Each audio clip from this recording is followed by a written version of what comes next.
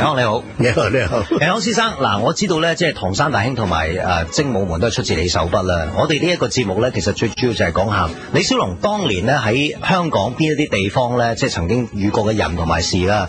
你第一次見李小龍係喺邊個地方咧？喺周文懷先生個屋企啊。嗰陣時係一個咩嘅場合咧？因為佢想有拍一出新戲嘛，想揾我嚟寫劇本咯。當時係點樣㗎？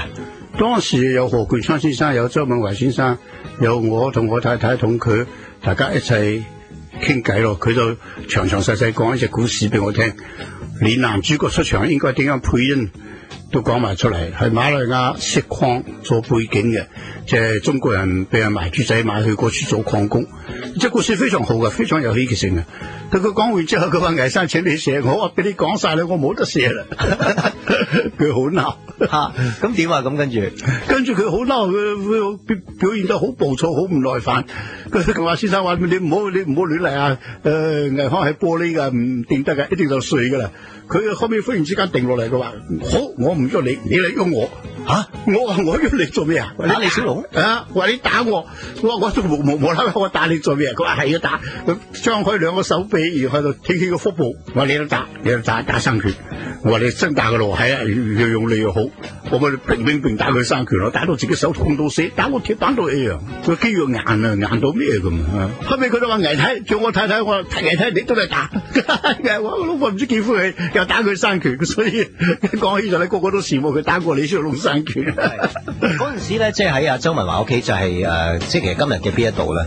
即係我唔知得九龍廠定係邊度，佢屋企我唔認路嘅，我去過好多次都唔記得啦。好好嘅，從樓梯行落去呢個單位好大嘅。呢個地方今日都唔喺度啦，唔喺度咯，咁多年啦。咁另外一次嘅見面咧，另外一次見面係精武門夜場，大家去皇后戲院。皇后戲院睇午夜場，好多電影公司人同埋李小龍佢哋大家一齊去睇。咁當時係咪好多人嘅咧？好多人，佢當時李小龍仲好緊張啊，捉住我手，哇！我手點解咁凍啊？佢話緊張，我唔知第一部戲得，第二部得唔得？我話一定得，你睇幾多人？後尾我哋喺樓上啊嘛，我哋一行上去，樓下人發覺李小龍喺上邊，全部拱晒去戲院前邊，哇哇聲叫佢。